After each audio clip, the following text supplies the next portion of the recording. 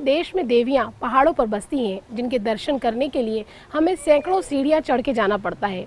लेकिन छत्तीसगढ़ की मां बमलेश्वरी का दर्शन करने के लिए 1000 से ज़्यादा सीढ़ियां चढ़नी पड़ती हैं।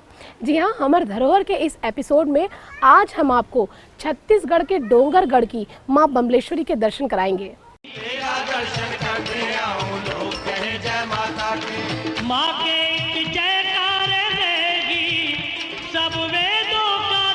राजनांदगांव जिले के डोंगरगढ़ रेलवे स्टेशन के पास मां बमलेश्वरी देवी का मंदिर एक पहाड़ की चोटी पर स्थित है। कर देता है।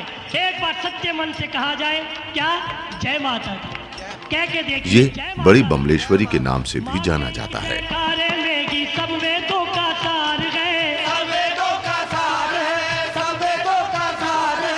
बमलेश्वरी देवी 1600 फीट की चोटी पर माता का ये मंदिर विराजमान है।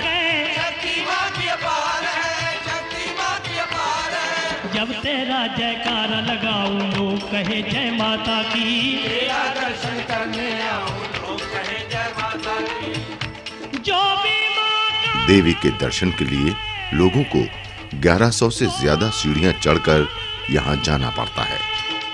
किसी अपने को याद करो, ठीक उस वक्त वो भी आपको याद कर रहा होता है। इसे कहते हैं दिल से दिल को राह होती है। छोटी बमलेश्वरी मंदिर नीचे भूतल पर ही स्थित है। वो सामने से आता नजर आता है और आप कहते हैं अरे मैं तो अभी तेरे ही घर जा रहा था। इसे कहते हैं टेलीपैथी। दिमाग से दिमाग की बात, मन से मन का तालमेल। ये तालमेल जगदम्बा माँ का मंदिर प्रकृति के अद्भुत खूबसूरत नजारों के बीच है। ये घर से निकले माँ को याद करें, ठीक उस वक्त माँ भी आपको याद कर रही होती है। जो भी माँ का ध्यान लगाए वो माँ के ध्यान में आता है। जो गुण भोली माँ के गाए। पहाड़ियों पर घुमावदार सीढ़ियां चढ़ के रोज श्रद्धालु देवी बमलेश्वरी के दरबार में माथा टेकने पहुंचते हैं। माता की लोग कहे जय माता। पहले मंदिर तक पहुंचने का रास्ता दुर्गम था। सन 1964 में खैरागढ़ राज परिवार ने बमलेश्वरी देवी ट्रस्ट समिति बनाई, जिसके बाद मंदिर तक जाने के लिए व्यवस्थित सीढ़ियां बनाई गई।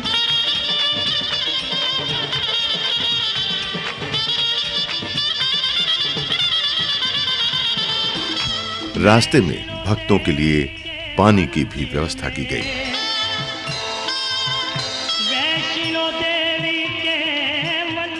माना जाता है कि 2200 साल पहले डोंगरगढ़ कामाख्या नगरी के तौर पर जाना जाता था।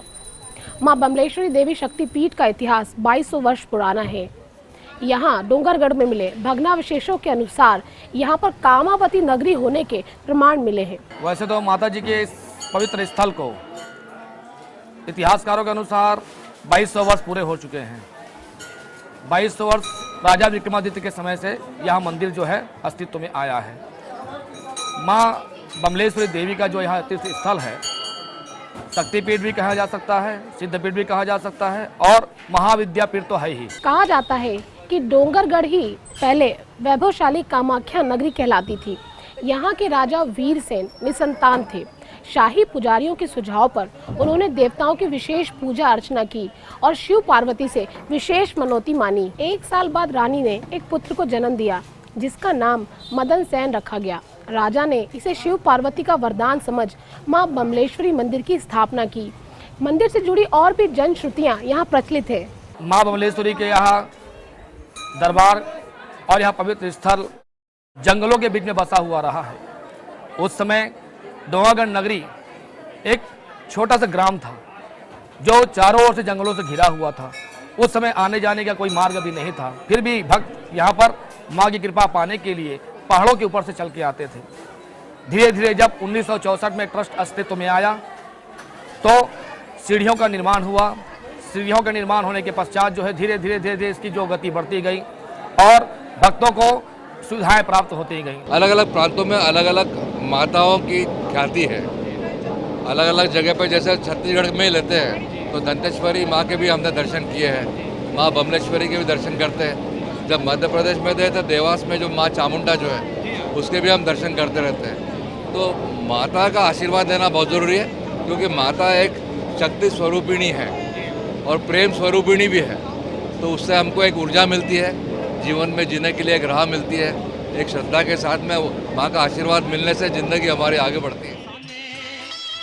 अब मां बमलेश्वरी तक जाने के लिए रोपवे की भी व्यवस्था की गई है। रोते रोते आते हैं 2 अक्टूबर 2005 में यहाँ रोपवे की सुविधा आरंभ हुई। आते हैं हंसते हंसते जाते हैं। हो तू भी मांग के देख ले, मैंने जो मांगा वो पाया है। रोपवे सुबह 8 बजे से 1 बजे तक और शाम 3 से 6 बजे के बीच खुला रहता है। ये बंद रोपवे है।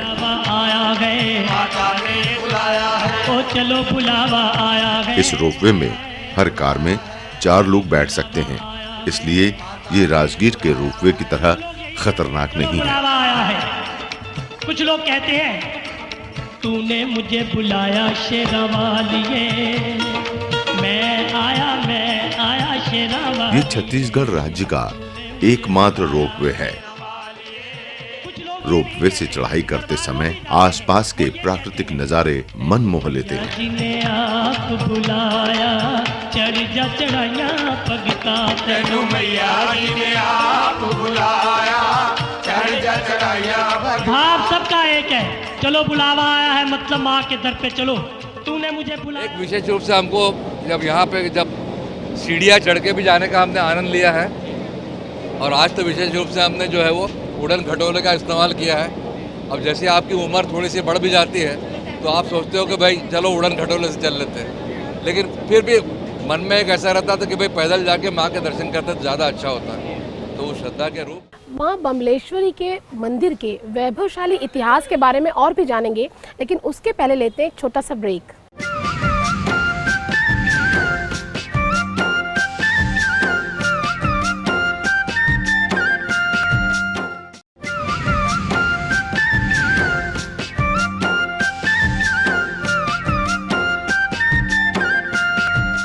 ब्रेक के बाद आपका फिर स्वागत है। बमलेश्वर मंदिर में 2 देवियां विराजित हैं। जो ऊपर विराजमान है उन्हें बड़ी बमलेश्वरी देवी कहा जाता है और उनकी छोटी बहन नीचे विराजमान है। आइए डालते हैं इन पे भी एक नजर।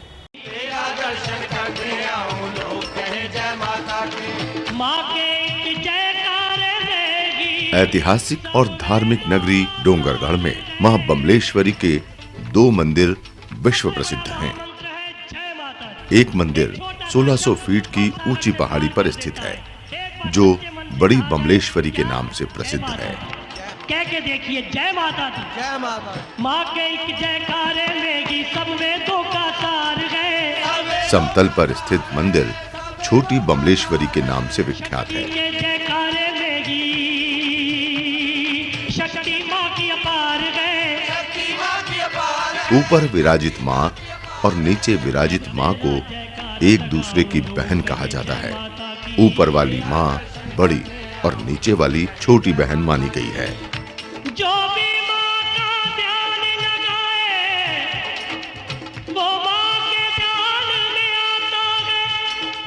किसी अपने को याद करो, ठीक उस वक्त वो भी आपको याद कर रहा होता है। इसे कहते हैं दिल से दिल को। सन 1964 में खैरागढ़ रियासत के नरेश राजा वीरेंद्र बहादुर सिंह ने एक ट्रस्ट की स्थापना कर मंदिर का संचालन ट्रस्ट को सौंप दिया था।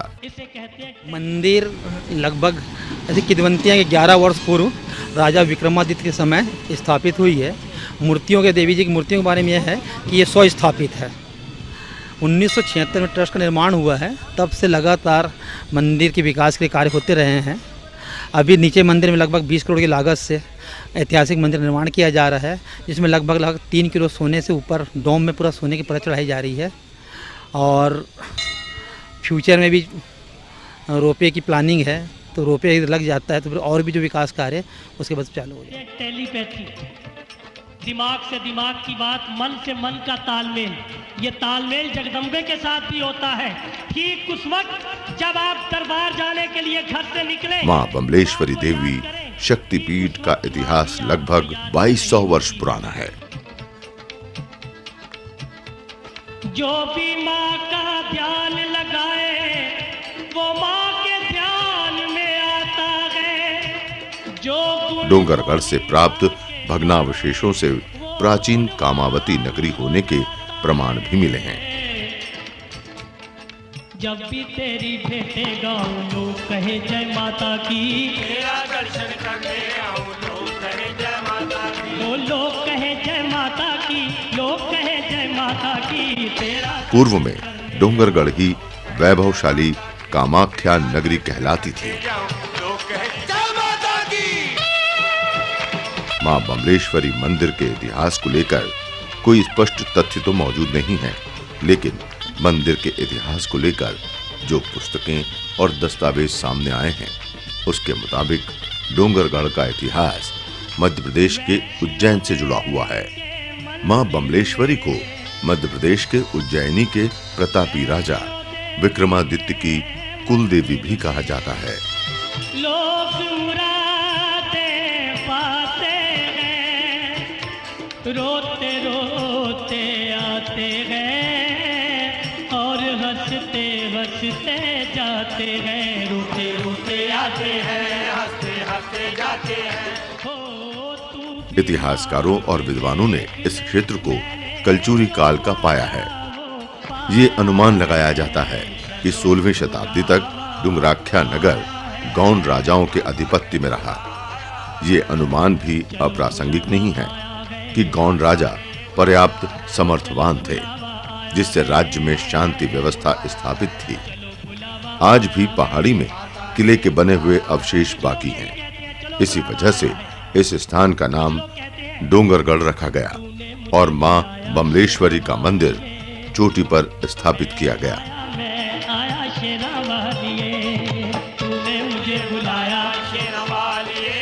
कुछ लोग ये नहीं कहते, दरबार वो भी जाते हैं, वो ये कहते हैं तेनू मैया जी ने। ऐतिहासिक और धार्मिक स्थली डोंगरगढ़ में कुल 1100 सीढ़ियां चढ़ने के बाद मां के दर्शन होते हैं। सबसे बड़ा महामंत्र है जय माता दी। एक छोटा सा शब्द भवसागर से पार कर देता है। एक बार सच्चे मन से कहा जाए, क्या जय माता दी कह के देखिए, जय माता दी, जय माता। माँ यात्रियों की सुविधा के लिए रोपवे का निर्माण किया गया है।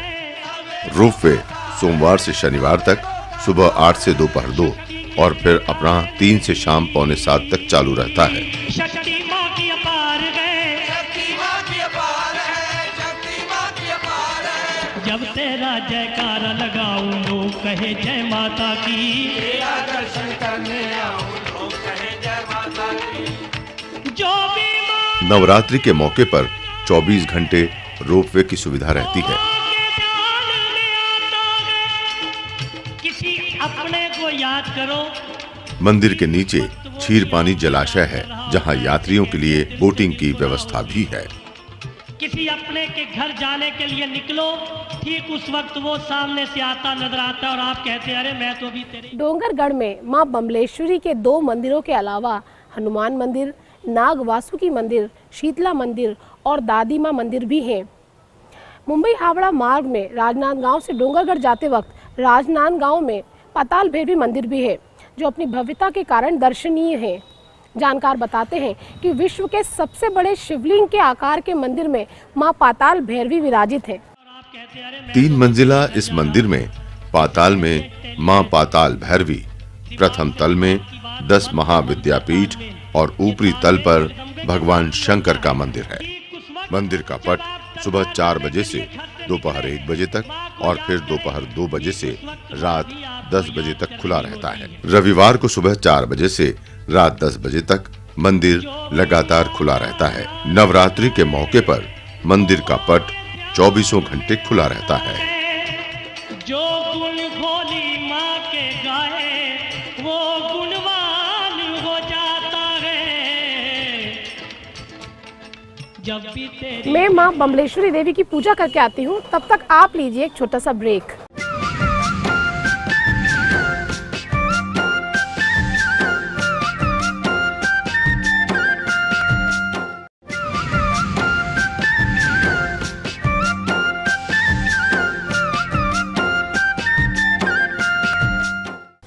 छत्तीसगढ़ राजनांदगांव जिले के अंतर्गत आता है। ब्रिटिश शासनकाल में यह एक जमींदारी थी। प्राचीन काल से विमलाई देवी यहाँ की अधिष्ठात्री देवी हैं, जो वर्तमान में बमलेश्वरी देवी के नाम से विख्यात हैं। माँ के जयकार रहेगी, सब वेदों का सार है।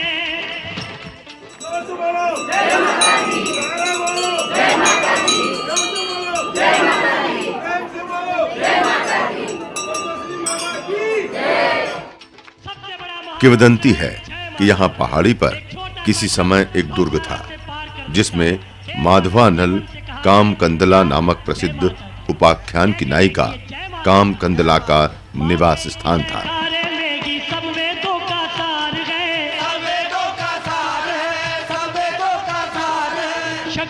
इसी दुर्ग में कामकंदला की भेंट माधवानल से हुई थी।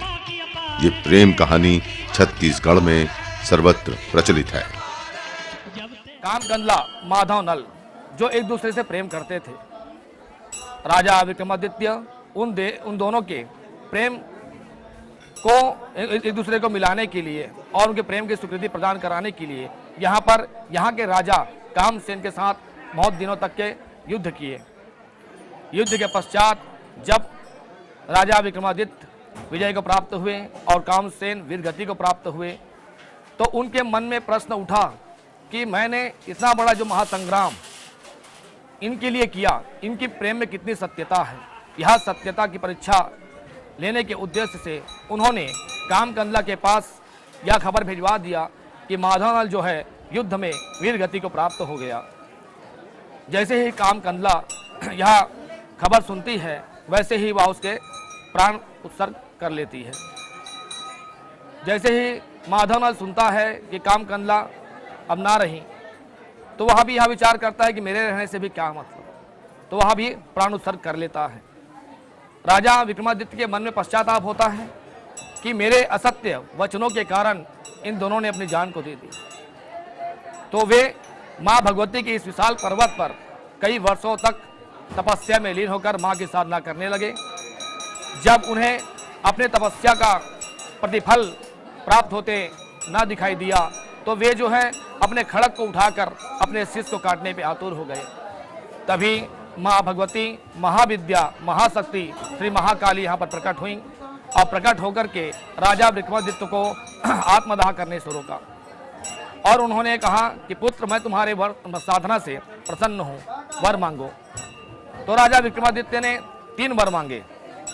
पहला वर उन्होंने यह मांगा कि माँ, मेरे असत्य वचनों के कारण इन दोनों का जीवन का अंत हो गया, कृपया करके इन्हें पुनः जीवन दान दें। तो माँ भगवती की कृपा से उन दोनों को पुनः जीवन दान प्राप्त हुआ। दूसरा वर उन्होंने मांगा कि माँ, जब तक सृष्टि रहे तब तक आप इस विशाल पर्वत पर अपने जागृत रूप में विराजमान हो जाइए। तो माँ भगवती श्री माँ विमलेश्वरी, राजराजेश्वरी, पीताम्बरासुर अपनी बगलामुखी के रूप में यहाँ पर विराजमान हुई। तीसरा वर उन्होंने मांगा कि माँ, यह पर्वत अति विशाल है, जो असक्षम लोग हैं आपके दर्शन हेतु यहाँ पर पहुँच पाए, जो सक्षम लोग हैं आपके दर्शन हेतु पहुँच पाएंगे, जो असक्षम है वो नहीं पहुँच पाएंगे। तो मेरी विनती है आपसे कि आप अपने दूसरे जागृत रूप में नीचे भी विद्यमान हो जाइए। तो माँ भगवती श्री विमलेश्वरी, छोटी विमलेश्वरी के नाम से तलछट नीचे में विद्यमान है। जब तेरा जयकारा लगाऊं, लोग कहे जय माता की, तेरा दर्शन करने आऊं, लोग कहे जय माता। डोंगरगढ़ की पहाड़ी पर प्राचीन मूर्तियों के अवशेष मिलते हैं। इसकी मूर्ति कला पर गौड़ संस्कृति का पर्याप्त प्रभाव दिखाई देता है। वास्तव में छत्तीसगढ़ के कुछ इलाकों के आदिवासियों की इस देवी का स्थानीय संस्कृति में प्रमुख स्थान है। वैसे तो साल भर यहाँ भक्तों का रेला लगा रहता है, लेकिन लगभग 2000 साल पहले माधवानल और कामकंदला की प्रेम कहानी से महकने वाली इस कामाख्या नगरी में नवरात्रि के दौरान अलग ही दृश्य होता है। ये तालमेल जगदम्बे के साथ भी होता है। छत्तीसगढ़ में धार्मिक पर्यटन का सबसे बड़ा केंद्र पुरातन कामाख्या नगरी है। ऊंचे पहाड़ों से घिरे होने के कारण पहले इसे डोंगरी और अब इसे डोंगरगढ़ के नाम से जाना जाता है। ऊंचे पहाड़ पर विराजित बगुलामुखी मां बमलेश्वरी छत्तीसगढ़ के नहीं बल्कि देश भर के भक्तों के आस्था का केंद्र बनी हुई है। 1000 से ज्यादा सीढ़ियां चढ़कर मां के दर्शन करने के लिए देश भर के कोने कोने से लाखों श्रद्धालु यहां रोजाना आते हैं।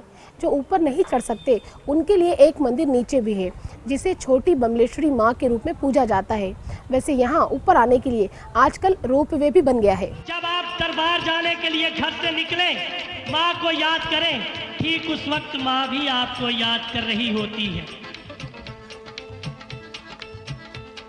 जो भी माँ का ध्यान लगाए वो माँ के ध्यान। छत्तीसगढ़ के डोंगरगढ़ के इतिहास में कामकंदला और माधवा नल की प्रेम कहानी बेहद लोकप्रिय है।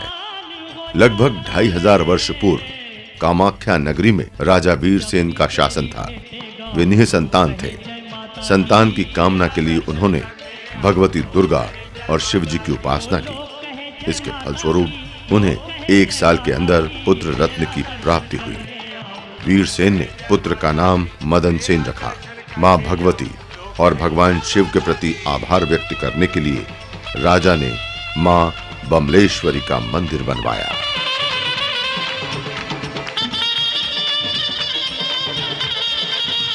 अभी तक की जो भी मनोकामना लेकर आए हैं लोग, उनकी मनोकामना पूरी होती रही है और लगातार दर्शनार्थियों की संख्या बढ़ते चली आ रही है। यहाँ पर जो भी आता है सबकी मनोकामनाएं पूरी होती है। पिछले 5 साल से हम लोगों को बच्चे नहीं हुए थे और फिर हमने यहाँ मन्नत रखी और अभी हमारे यहाँ जुड़वा बच्चे हुए। एक लड़का है, एक लड़की है। अब मैं तो कहूँगी माता रानी किसी को अपने दर से निराश नहीं भेजती। हमारी मन्नत पूरी हुई, ऐसी सबकी होती होगी। दोस्तों, मां बमलेश्वरी के दर्शन यदि आपने अब तक नहीं किए हो तो एक बार यहाँ जरूर आइए। हमर धरोहर के इस एपिसोड में अब हम यहीं विराम लेते हैं। अगली बार जब मिलेंगे तो निश्चित ही आपको किसी नई धरोहर से रूबरू करवाएंगे।